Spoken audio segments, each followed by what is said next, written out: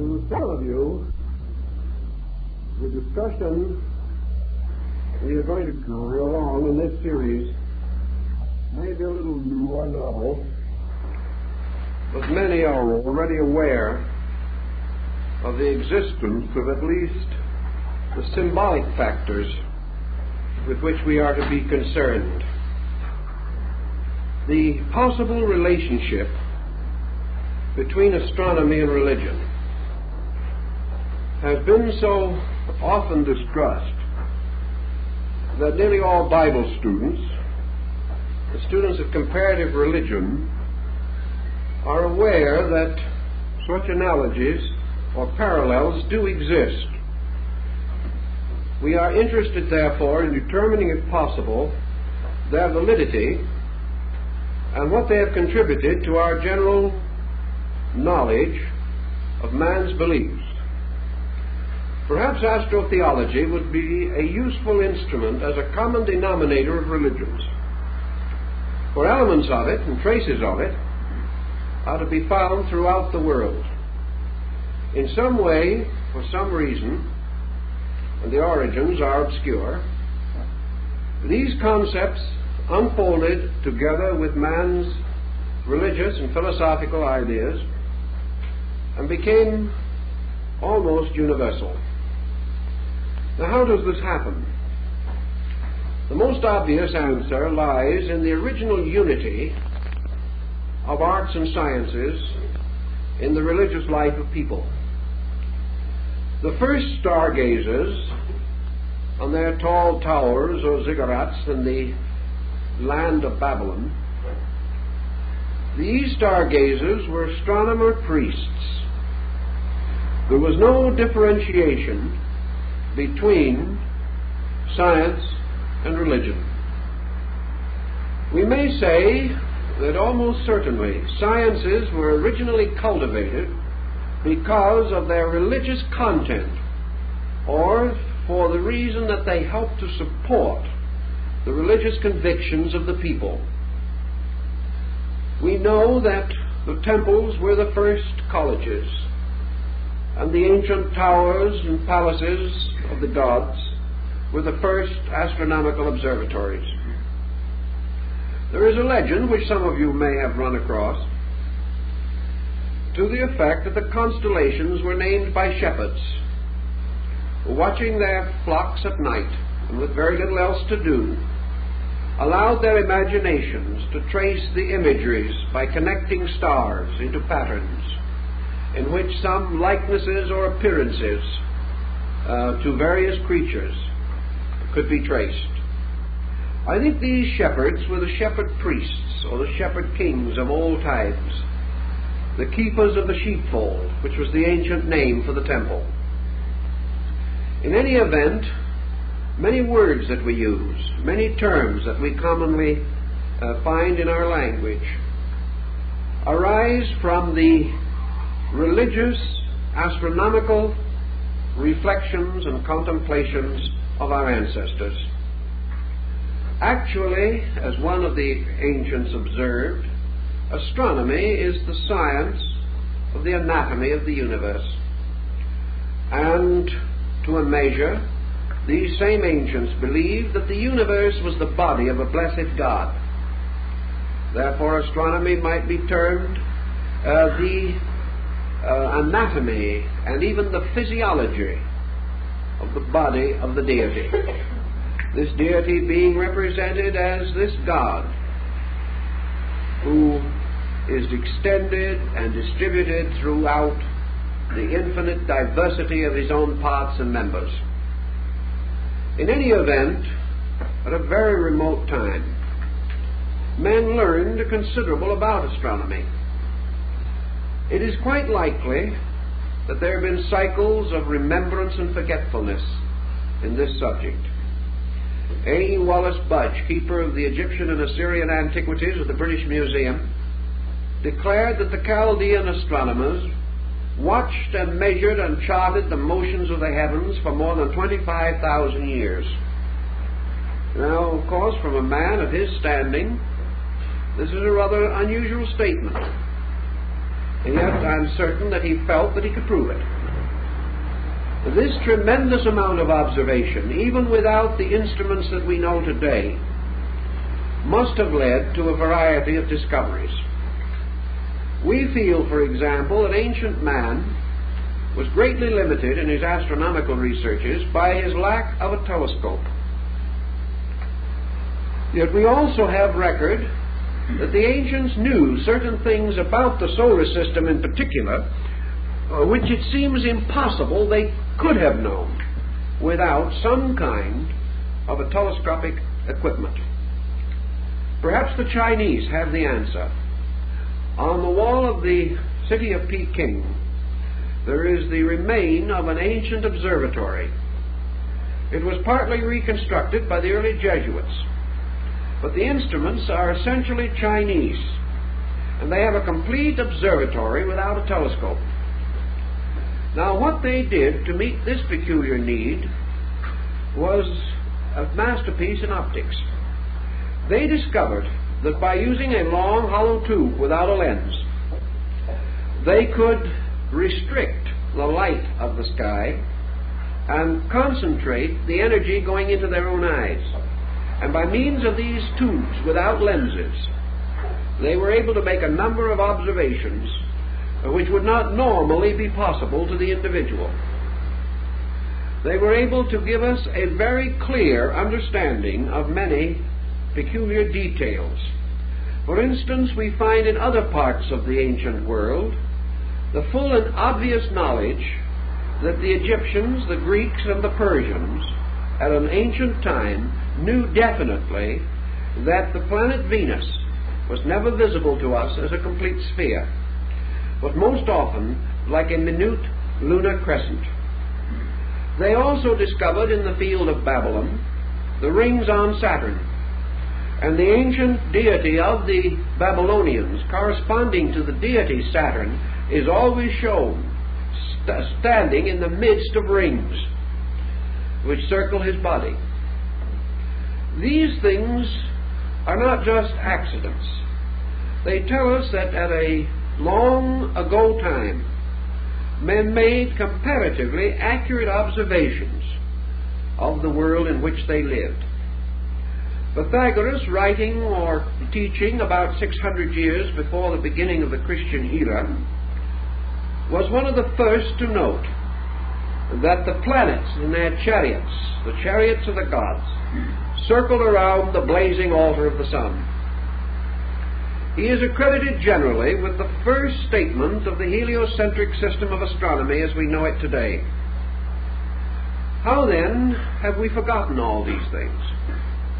The only answer is that in the waste of time, in the destruction of learned institutions, in the gradual decadence of the great temple mysteries, conquest, pillage, war, and destruction, many choice and valuable records were hopelessly destroyed, as in the case of the destruction of the great Serapean and Brocchian collections in Alexandria. Thus we dropped a dark curtain across history, having obliterated most of the early relics and records of man's intellectual life. We have every knowledge, then, that in the general and broad need of the world, ancient man was reasonably well equipped. He knew the earth was round. He was aware of the Western Hemisphere long before the beginning of the Christian era. And according to Plutarch, the historian, the Gulf of St. Lawrence and the Great Lakes area of the United States was explored by Grecian navigators at least 15 to 1800 years before its rediscovery at the time of Columbus. And of course, Columbus really was searching for a passage to Asia. He did not realize in the beginning that he had discovered a new continent. These ancient records and many legends and myths and fables all point out things that we should know but which we have gently ignored. It is almost certain that the Chinese navigated the coast of California 2,500 years ago. And during the period of Genghis Khan, 12th, 13th century in Mongolia, the Chinese and Tatars were well aware of the Western Hemisphere. We have forgotten a great deal. And we have forgotten a great deal of the source of what we call existing knowledge and the reason for it. And many things which we consider to be superstitions and legends really developed from a very astute observation of natural phenomena. One thing that ancient man had that we do not have is leisure. Now, the common man of his day, whether he was a builder of pyramids or an agriculturist, probably did not have much leisure. But there was a very broad, deep, scholarly class, particularly the priesthood, then the custodians of all knowledge, who not only had leisure, but an infinite kind of patience, which also runs short with us. This is the kind of patience which will permit a problem to be passed down through 20 generations without impatience. Observations and reflections were not carried on by small groups in a period of months, weeks, or even years, but became the projects of empires and of dynasties and of descents of families, so that one problem may have been labored over for 1,000 years, each generation, each century, bestowing its own fragment of further insight. Thus, by observation with great patience, man accomplished much. Another factor which had something to do with all this was man's dependency upon himself. Today we are no longer dependent upon the faculties and powers with which we were originally endowed. We have supplemented these powers and faculties by innumerable devices, depending more and more upon mechanistic substitution. We no longer need or call upon the resources of our own observational powers. Some years ago, an experiment was carried on one of the American Indian reservations, where it was demonstrated that a certain Indian of reasonable attainments, not a cultured man as we would term one, just a man who lived with his flock, watched them at night like the shepherds of old, and lived as our primordial ancestors lived, this man could distinctly hear a watch ticking in a man's pocket 65 feet away. We have no such power of hearing as this. It's gone, because we have no need for it. The present moment, we pick up the phone and get the correct time. Our entire way of life, when someone wants us to get out of the way on the road, they give us a blast we can hear a mile away. The individual no longer needs these faculties. He does not need them for his survival. He does not have to scent game. He does not have to scent danger. And with the way his smog is now, his senses wouldn't last long anyway. But in any case, he certainly, in those days, had the clearest and most complete possession of his faculties. He lived simply. He ate simply. His foods were not denatured. His life was not filled with unnecessary artificial tensions that close in our modern man. He could contemplate. His mind was not disturbed by the confusions that we know. And while he had his problems and his troubles, most certainly, he lived a simpler way of life. And with this simpler way, he was close to nature. And his intuitions, his inspirations, and his revelations had an authenticity which we cannot deny. For we know that all forms of knowledge that we boast today originated in times when the powers and faculties of man must have supplied him with the total instrument with which he worked. He had to be able to produce these things out of himself. And because of that, we marvel at algebra, we marvel at geometry, and all of these forms of learning, but they came from the past, from long ago. Man has improved upon it, but in the dawn of time stand the shadowy figures of the originators. And these figures, some way, stand head and shoulders above those who have made new and useful applications of these first great dynamic thoughts. And in this group of dynamics belongs our problem of astronomy. Now, in astronomy in those days, we involved another term, which perhaps has fallen likewise into evil times, and that is the term astrology. It is unlikely that, with the exception of navigation and the calendar, that ancient man studied astronomy from any great and profound interest merely in the heavens and their motions. His interest was in meaning, not in motion. He was searching the heavens for truths, not facts. He was looking for dynamics, and always his problem was to apply his knowledge to the immediate problem of his own existence. And out of these long observations, which perhaps gradually evolved his concept of the seasons, came the calendar, a method of determining the periodic return of seasons, the eccentricities of the calendar, and many interesting details. The Egyptians, for example, had a calendar which corresponded with a circle. 360 days in the year, 360 degrees in the circle. But they gradually came to discover that this was not quite right. They found their year getting badly out of order. So they created 5 intercalendary days. And they set these days aside and apart. And to these days they assigned the birthdays of the 5 principal gods.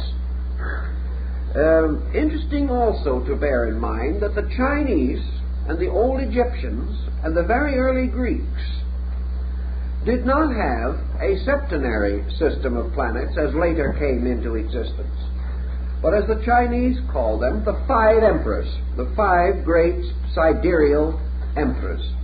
For the Egyptians and the Chinese were well aware of the fact that the sun and the moon were not planets. Medieval man did not know this, however, and constantly combined the planets and the luminaries to form his septenary. But the older people, like the Egyptians, decided that these 5 days should be the birthdays of the planets, and they set them aside. We are working now with a calendar reform project, and the only way we can make it work today is by the introduction of intercalendary days.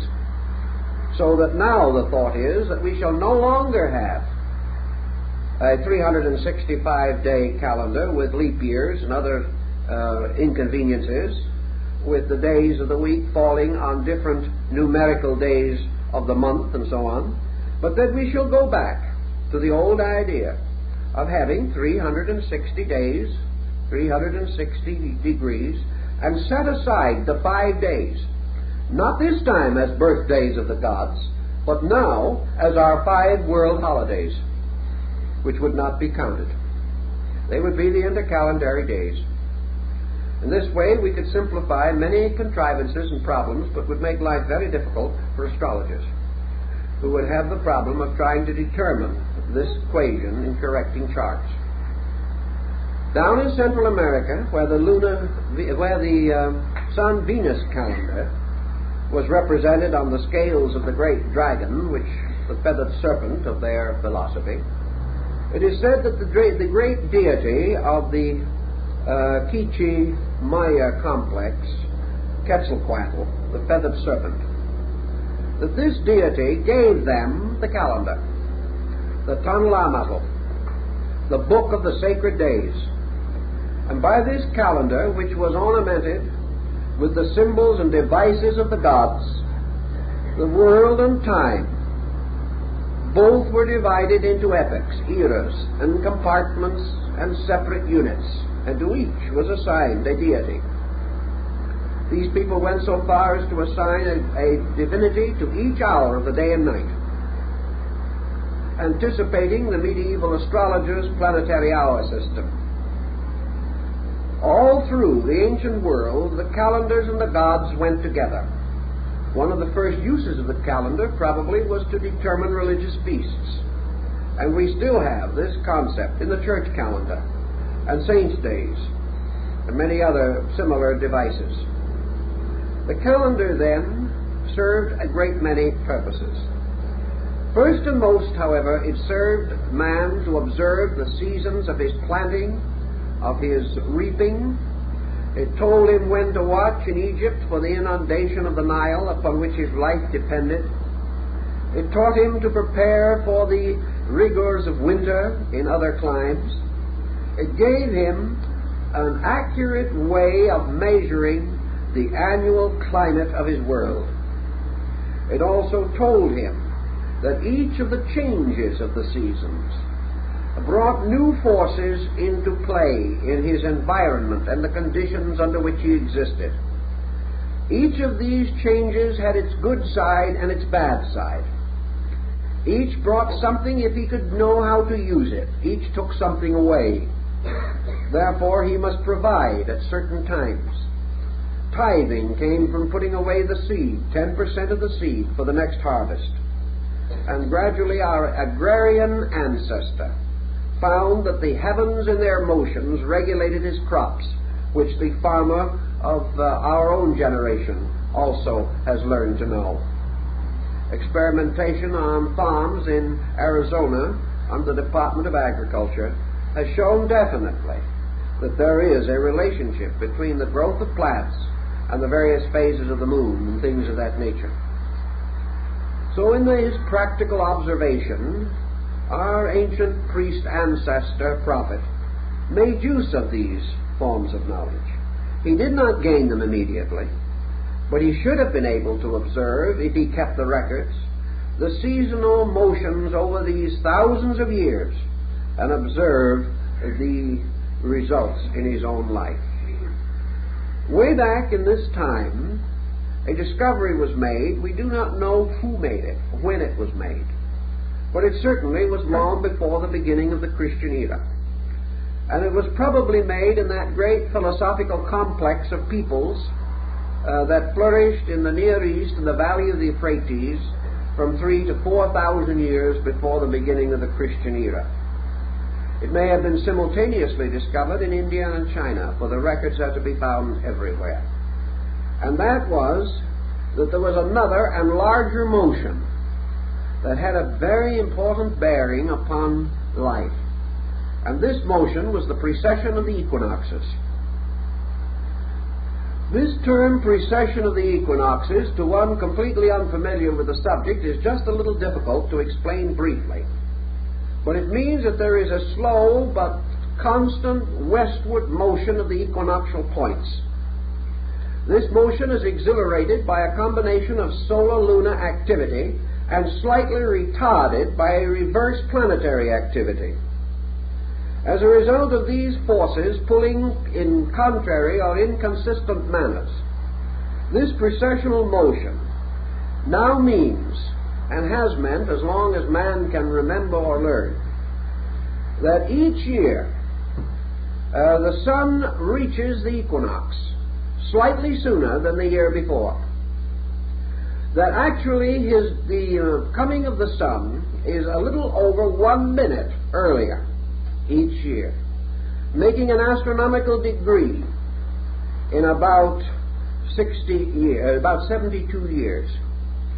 Thus, every 72 years, the sun seems to drop back at the equinox 1 degree. If it so does, it drops back approximately 30 degrees every 2,160 years. And it drops back around the entire circle to any hypothetical point in one longer cycle of 25,920 years.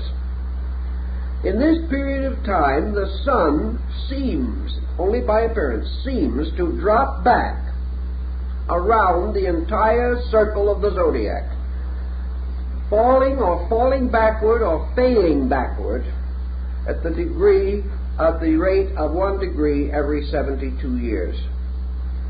This has been a very important time pattern, and the complete precession of the equinoxes requiring 25,920 years, is referred to as the Great Platonic Year. Plato was aware of it 300 years or more before the beginning of the Christian era. We know it today. No one has ever been able to shake the phenomenon. We have found new explanations for what caused it, but the fact that it happens is still beyond controversy. And this peculiar heavenly motion has significance in a very wonderful way, and is perhaps the most important link that we have between astronomy and religion in ancient times. The precession of the equinox, therefore, means that every 2160 years the sun reaches the equinoctial point in a different sign of the zodiac, each sign constituting 30 degrees. If this occurs, then, we see the appearance of the precession, in which the sun appears to enter each sign in its last degree, and by precession move backward through it to its first degree, and then pass into the next sign, entering that at its last degree and moving back to the first. So this motion appears to be in exact opposition to the rest of the motions of planets and other elements composing the solar family. This peculiar observation, the study of the Platonic year, has led to a great many wonderful symbols and philosophies. To get a further picture of this, we must now move to the story of the sun. I think we all know that it is reported that our very remote forebears were sun worshippers. We know that the Pythagoreans rose at dawn each day to meet with hymn and song the rising of the splendor of the day. We know also that the Hindus worship the sun god under the name of Surya and honored it, riding in its chariot across the sky. We know that the sun in China was the symbol of imperial heaven, and always the sun, as the great symbol of light, was held with extraordinary veneration. We also know that this experience of the sun was closely related to the agrarian cult, or the belief that religion was an experience of growth in nature. The farmer recognized his indebtedness to the sun. By degrees, men came to realize that only by the sun's power would the grain grow. Only by the power of the sun would light be given so that man could go out and labor. That if he was too long separated from the sun, man himself lost much of his vitality and power. And by degrees, the sun became a God symbol. The all-seeing eye of the ancients, the eye of Horus in Egypt, is actually a symbol of the sun, as is the pupil of the human eye. The sun was regarded as the eye of God, and it is said in the Bible that God made his tabernacle in the sun. All this sun worship was not merely a physical acceptance of the sun as a god. I've talked to a number of followers of very primitive faiths, known to be sun worshippers, and I've asked them if they actually worship the sun. They said, no. We worship or accept the sun as a symbol of a principle in the universe. It is not the visible sun, but light, the sense of consciousness, that light makes all things clear and plain and open. And we remember the Pythagorean definition of God as a being whose body is composed of the substance of light and whose spirit is composed of the substance of truth. Thus the sun was the symbol of the light of the world, the light that lighteth every man that cometh into the world. The sun in its daily rising was the symbol of renewed hope. It was the promise of another day of opportunity, of labor, of fulfillment. Ancient man was terribly frightened by an eclipse of the sun because he thought an evil spirit was seeking to destroy the sun. And much of our doctrine of the dragon that ate the sun and other stories and fairy tales come from eclipse phenomena. Also, eclipse phenomena seems to have sustained the belief that there was an adversary or an evil power that wanted to destroy the sun.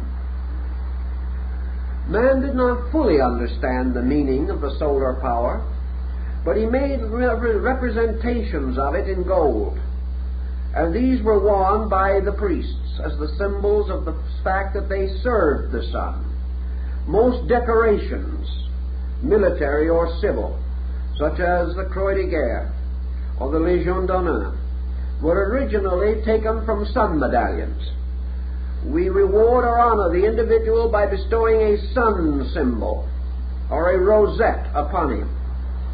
The halos around the heads and bodies of sanctified persons have gradually taken on sun symbolism attributes. These persons were radiant with spiritual powers, or with great light within themselves. For the royalty, for the emperor, the king, or the great person, was reserved also the solar coronet. A crown is nothing but a sun, surrounded by a burst of rays. And as time went on, apparently these rays got to be a little inconvenient, sticking out in all directions, so they were turned in to the top, forming the ducal coronet and the crowns of the kings of Europe as we know them today, like the great English crown of St. George. Then among Christian peoples an orb and a cross were placed upon the top of the crown to symbolize the power of Christendom. And the crown became a radiant throne for the symbol of the Christian mystery itself. The sun, then, has always played this vital part. And we have had sun gods. Every religion has had them. They have always been wonderful, radiant beings. And nearly always they were the direct offspring of deity. They were the highest of the gods. And the tragedies that came to the sun gods were the tragedies that most affected mortals. When Balder the Beautiful, the sun god of the Nordic peoples, was slain with a mistletoe arrow, all the world wept, and darkness descended, and the joy of the gods was destroyed. Apollo was the sun god of the ancient Greco-Latin, Helios, and he is the one who drove his shafts or rays into the body of Python, and caused the great serpent to be killed and thrown into a great ravine in the earth. And later, upon the site of this ravine, and over the corrupting body of Python, was raised the shrine of Delphi. The sun god was always the slayer of evil because he was the overcomer of darkness. He was always the thing that saved men from night. And later, in the place of the sun god itself, came the sun or light symbol, the candle, the torch, the fire. These also dispelled darkness. They were protectors. And the little candle shining in darkness became the symbol of man's hope and of his faith. And later, in great diffusion, is preserved to us in the illuminations on the Christmas tree. The world tree with its lights is the symbol of all the candles lit from the great power of the sun. In India there was much philosophy upon the nature of the sun. And we could go into a great deal of abstract thinking relating to their knowledge of astronomy, which was profound, and upon which much of their theology is likewise based. But in round terms, because time is short, and as Hippocrates said, art is long, we can only make a summary of this situation.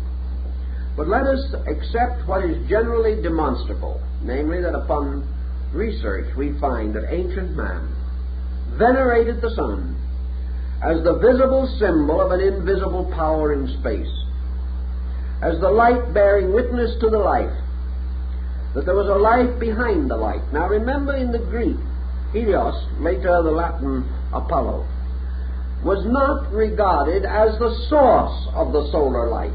He carried on his arm a great shield, and in the center of this shield was a boss or knob. And our modern astronomical symbol for the sun, a dot in a circle, is the shield of Helios, the god. And it was upon the surface of his shield that the sun god reflected the light of space. The ancients did not assume the sun to be the complete source of its own light. They assumed it to be a great focal point in space, which collected the great energies from the field of space and reflected them downward into another condition of space which we call matter. Therefore the sun was suspended twixt space and matter, causing the energy of space to permeate all material things. It's an interesting and dramatic concept, and in their ancient arrangement of planets, the sun was placed in the middle orbit, with 3 planets below and 3 above, or rather 2 and the luminary below. Thus the sun was placed in the midst of things. It became an indicating symbol of spirit, of self, later of soul. It was that which represented finally also man, suspended between heaven and earth. It had numerous philosophical meanings, but wherever it appeared, it became an emblem of life and salvation, of redemption. The wonderful Egyptian Pharaoh Akhenaton created the sect or cult of Atonism, which was the worship of the solar globe, the rays ending in human hands, to raise up or to lift all things, because he had already discovered from the wisdom of his people the drawing power of the sun, that the sun raised water and took it into the sky to form clouds. Ancient man watched these things, and with his own quiet wisdom he knew them well. The Chinese philosopher Lao Tzu tells us in absolutely perfect modern terms the entire phenomena of clouds, rainfall, and so on. These things were known, although we have forgotten that our ancestors were so wise. Now the sun deity, having to a great measure become the symbol of life, passed through 3 paralleling cycles of apparently similar activities. These cycles similar in their structure but different in their time equation. By the great precessional motion, the sun seemed to retire around the Zodiac in 25,920 years. By another motion, the sun seemed to progress through the signs of the Zodiac, making the complete circle every 12 months, causing what we know as the year. The third cycle of the sun was its apparent motion around the earth, by which it achieved the mystery of the 24-hour day. These were the 3 cycles of the sun, the 3 complete circles which it made of varying magnitude. The least of these cycles in their unity was the day, which consisted of dawn as one of its important points, that in the day the dawn was its vernal equinox, noon was its summer solstice, sunset was its autumnal equinox, midnight was its winter solstice. Thus the sun, according to the Egyptians, rose every morning from the underworld, traveled across the sky, and at night descended into the land of Amentet, where it shone for all through the night for the souls of the dead in the underworld. Now, some of the old documents give us a peculiar little hint about this.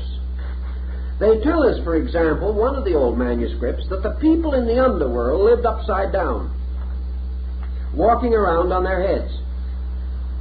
Is it possible that the Egyptians had already discovered that the so-called underworld was the other side of the earth? We do not know with certainty, but we do know that they had navigated as far as the Western Hemisphere, so that it's quite possible that the people walking around upside down were not creatures of mythology, belonging in some fantastic ghost realm, but simply the recognition of something that is factually true as far as we are concerned. In any event, the sun shone in the daytime upon the world of the living and gleamed at night in the abode of the dead. The sun also had this secondary motion in which it went its great circle of the year.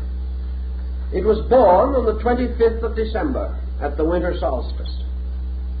It won its great battle. Its resurrection over winter was achieved at the vernal equinox. It was enthroned at the summer solstice, which occurred at that time in the sign of the lion, rather than in the sign of Cancer, where we have it now, and was therefore enthroned as the Lion of the tribe of Judah, and also was seated upon the throne of lions, as told by the legends of King Solomon. And we know that Solomon is composed of three words: Sol, On, the name of the sun in three languages. All these different symbols. And then finally at the autumnal equinox, the sun goes forth to meet the mystery of winter, where it is to finally meet its death. So the life of the sun, the annular life of the sun, from its birth to its death, became by degrees of the greatest significance to ancient man. And out of this sun going through the 12 signs of the Zodiac each year came the story of the 12 labors of Hercules. For Hercules is a solar deity, as his name implies, and also the wonderful labors of Samson, for the word Samson in Hebrew means the sun man. That we can't escape these implications. There's nothing we can do about them. We know that at the summer solstice he carries away the gates of Gaza. We know also that when he slays the Nubian lion, he enters the sign of Leo. And that when he is taken into the house of Delilah and his hair is cut short, he is entering into the sign of Virgo the Virgin, which is the beginning of his decline towards winter, at which time, of course, his rays or his hair, these are cut off and he loses his strength. But at the winter solstice he pulls down the double columns of the house of the Philistines, and the old sun dies, making way for the new sun, which is to be born in the mystery of the winter solstice. And as the old king dies and the new king is born, we remember the words that were spoken at the court of France: the king is dead, long live the king. In that moment the sun is born, a new sun. We represent it today when the season is right, for we think of the year as an infant being led in by Father Time, the old year. So old Father Time goes his way and the new year is born. These symbols have come down to us from remote antiquity. And always the old and the new labor together, and forever ancient Cronus is combing out the golden hair of the solar maiden. It is a very interesting and profound symbolism, and upon it a great deal of religious material has been built. Now in this development of the religion of the solar deity or the solar being, we know that it goes through the signs that this again becomes Sindad, the sailor, whose adventures are nothing more or less than the 12 labors of Hercules, very thinly veiled. They are also the labors of all the heroes, from the heroes of fairy tale to the great epic heroes. We know that always Siegfried is the sun lad, or the sun hero, who slays the dragon with the enchanted sword Noton. We know also that Siegfried, like all the solar heroes, finally dies. And in the great immolation scene of the Götterdämmerung, he is burned upon the funeral pyre. But out of the rising of the great waters at night, the Rhine or the ocean, there comes a new heaven and a new earth. And the gods go away, and the new gods and the new world come into being. Thus always this symbolism lives, making for us a wonderful drama. A drama we find in India in the story of Rama. There's manner also in China in the Yellow Emperor. Japan is the only country in the world of importance that made the sun god a goddess. It is the one ancient people that made the solar deity feminine and the lunar deity masculine. Just why and how, again, is one of the great questions, but in any event, Amaterasu Omikami, the goddess of the sun, is represented in Japanese philosophy by the metal mirror, the perfectly plain mirror that is hung over the gates of the Shinto temple. It is the symbol, again, of the reflector of light, and it relates to an incident long ago, as told in the Nihonji and the Kojiki, the great classic epics which describe how the sun goddess was brought out of the cave of darkness by seeing her own reflection in a mirror. It was all very wonderful and gives us another phase of the same great story. Everywhere, then, these things play into religion. And with this basic thought, we now come to the larger year. Incidentally, of course, we have to realize that in all the cycles, particularly the year cycle and the Platonic year cycle, the sun is related to the sign of the Zodiac, with which it is at that time or moment most deeply or definitely concerned. The processional motion has changed things, but in our symbolism we have preserved the old way. Consequently, for a brief lecture, let us not be too astronomically concerned, but merely try to point out the symbolism, fully aware that there are astronomical equations with which modern science will not be in full agreement. But as we are dealing not with astronomy but with symbolism, these equations are negligible, not worth the problem of reconciling them, although it can be done. This point, then, we have to bear in mind that we conceive today the vernal equinox taking place in the sign of Aries, the sign of the ram. We assume that the summer solstice takes place in Cancer, the sign of the crab, that the autumnal equinox takes place in Libra, the sign of the balance, and that the winter solstice takes place in the sign of Capricorn, the sea goat. And the sea goat, it's part of its body a goat and part a fish, relates to the two ancient Babylonian cities of Babylon and Nineveh, one of which was built upon a mountain and the other by the shore of the sea. And the combining of the glyphs for the two cities gave us the present form of Capricornus, or the sea goat. Now, as the equinox takes place, these become associated with the seasons. And we recognize that the ancients, knowing the ways of the world and the ways of life, had certain emblems or representations by means of which they identified certain procedures in nature. Now, the summer solstice, which was the sign and symbol of the greatest fertility, was associated with Cancer, the crab.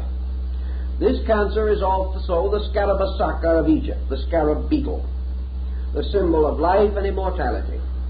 The winter solstice, or the symbol of death, was Capricorn. And Capricorn was always the sign of the aged, the rocky or the bony, having to do with the strange contour of the country where the sign is said to have developed. So that all things, in a long, broad, general term, are said to be born in Cancer and to die in Capricorn. That one represents the entrance into life. Cancer is therefore the womb, Capricorn the tomb. Capricorn was symbolized finally by Father Time, carrying the hourglass and the reaping scythe.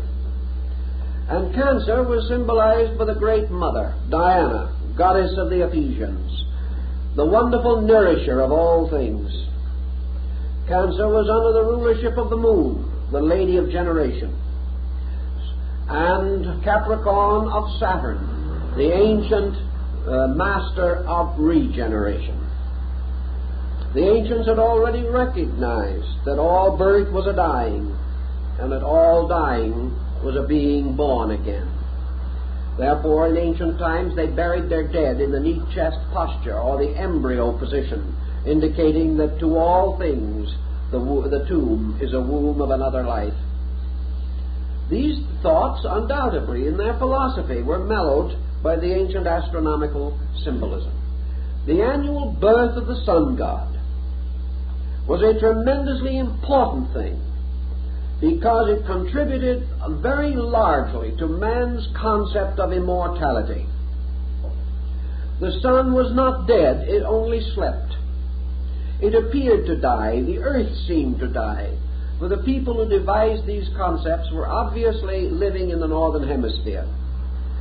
The trees seemed to die, snow came, the processes of living were desperate and desolate and cold.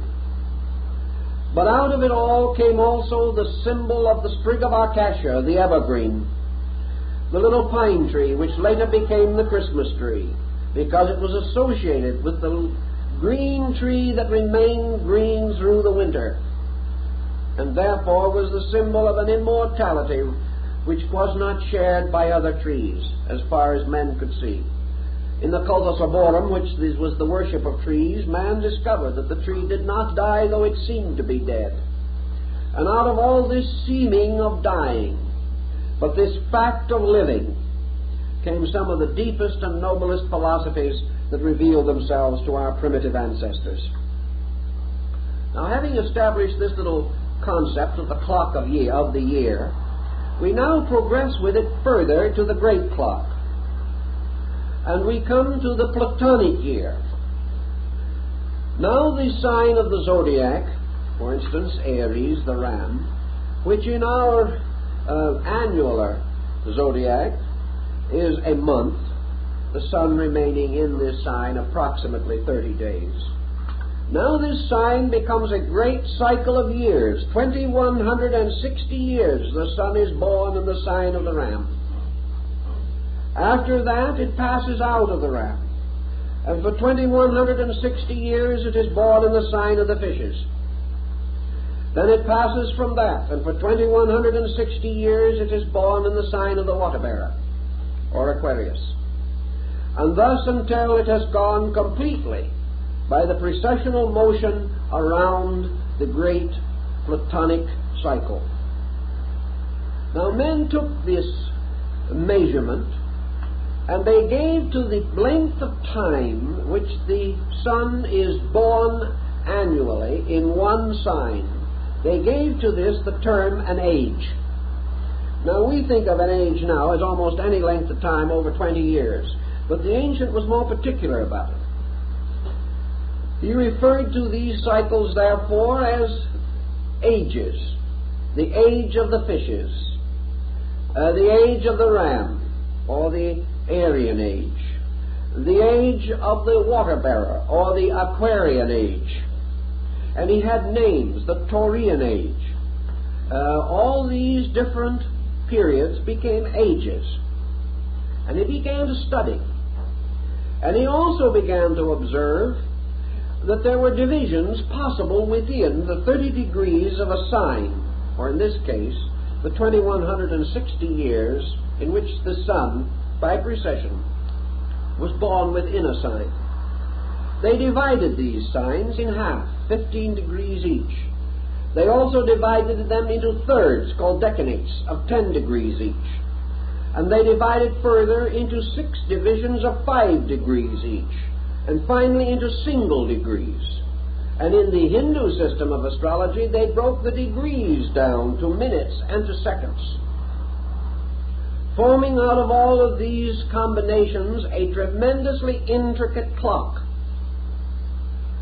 And they determined to their own satisfaction that great cycles of world events are paralleled in history at the time when the sun by precession goes through certain divisions of a sign, ruled by a certain sign itself, a degree within the larger pattern of degrees. Out of the general concept of these things have come the practice or habit of ancient nations worshipping their deities under the forms in which the sun was born. Therefore, in the time, let's go back a little bit, and we will say that in the time when the vernal equinox took place in Taurus, the bull, the celestial ox, that this symbol was closely associated with the religion of man. because this was the body in which the Avatara took place, or the embodiment of the great Sun being. The light of the universe was released from this segment of the heavens, and this light was qualified by this great mathematical, astronomical, psychological clock in which all of these occurrences were taking place. So back in the time when this was natural and was happening, we find religions arising that had peculiar affinity to the worship of the bull. We know the Egyptians said that their god Osiris was driven from India to Egypt in the form of the bull Apis. We know that the Egyptians mummified the sacred bulls, that they were peculiar symbols of divine authority, and nearly always in their art the bull is represented with a solar disk between its horns. Virgil says that the bull opens the egg of the year with its horns at the time when the equinox took place in the sign of the bull Taurus.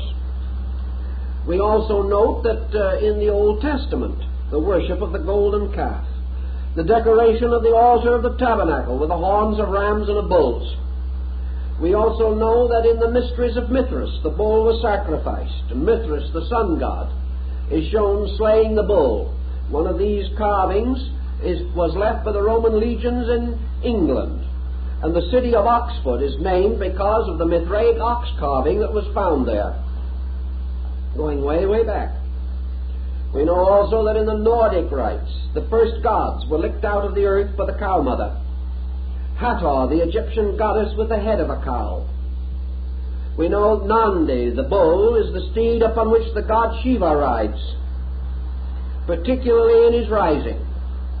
For in India, the Trimuti, Brahma, Vishnu, Shiva, represents the sun at dawn, the sun at noon, and the sun at sunset. And Parvati, the wife of Shiva, represents the mountains of the west. And Shiva, the sun, you see, Parvati, the consort, the wife of the Indian god Shiva, was the daughter of Himalayas, the lord of the mountain. And Shiva each day went to court her. And he crossed the sky riding on his handsome bull to visit the house of his beloved, which was the sunset. And when he was united in marriage with Parvati, the goddess of the sunset mountains, the child born of them was called Durga, or night. So the union of the sun and sunset resulted in night. It's a perfectly simple astronomical observation, but it became quite interesting, especially when it is well dramatized in Indian artistry. So the sign of the bull also gives us something else. We are told that cherubim with a blazing sword were placed at the gates of Eden.